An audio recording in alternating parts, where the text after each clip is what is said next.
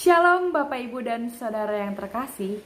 Pada kesempatan kali ini kita akan bersama-sama mendengarkan sebuah renungan dengan tema Kurban Penebusan yang Sempurna.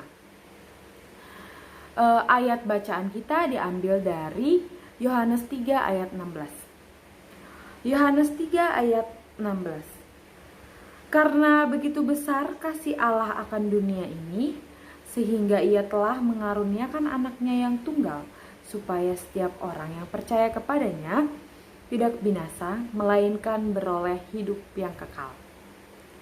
Nah, Bapak, Ibu, dan Saudara sekalian, pada saat itu orang-orang Israel melakukan kurban untuk menebus dosa-dosanya, di mana hal-hal tersebut dilakukan dengan cara seseorang mengorbankan hewan sebagai tanda dosanya sudah ditebus. Jadi ketika satu orang mengorbankan hewan untuk penebusan dosanya, maka dosanya diakui sudah hilang karena dia sudah mempersembahkan sebuah kurban begitu.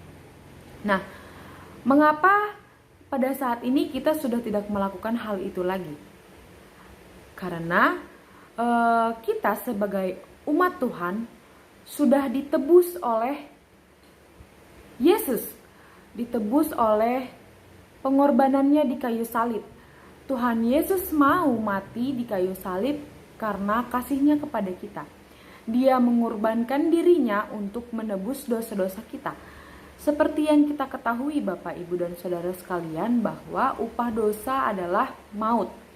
Oleh karena itu, karena Yesus mengasihi kita, dia tidak mau kita jatuh ke dalam maut itu. Tapi Tuhan Yesus mau kita beroleh hidup yang kekal. Maka dia mengorbankan dirinya di kayu salib dan menebus dosa-dosa kita. Oleh sebab itu, pengorbanannya itu merupakan pengorbanan yang kekal oleh kita. Dia mengorbankan dirinya untuk menebus dosa-dosa kita. Pengorbanannya itu hanya dilakukan sekali karena pengorbanannya kekal. Jadi kita tidak perlu lagi mempersembahkan hewan atau sebuah persembahan untuk menebus dosa-dosa kita. Karena Tuhan Yesus sudah mau mengorbankan dirinya. Sehingga pengorbanannya itulah yang menjadi pengorbanan yang sangat berarti untuk kita. Oleh karena itu, sudah sepatutnya Bapak, Ibu, dan Saudara sekalian, kita menghayati sebuah pengorbanan Yesus dalam kehidupan kita dengan mau memperbaharui hidup kita menjadi lebih baik, yang menggambarkan bahwa kita ini menerima anugerah Tuhan. Bapak, Ibu, dan Saudara sekalian, Tuhan Yesus mengorbankan dirinya ini karena kasihnya. Jadi kita terima anugerah Allah itu secara cuma-cuma. Tidak ada hal yang perlu dituntut dari apa yang sudah kita terima dari Tuhan.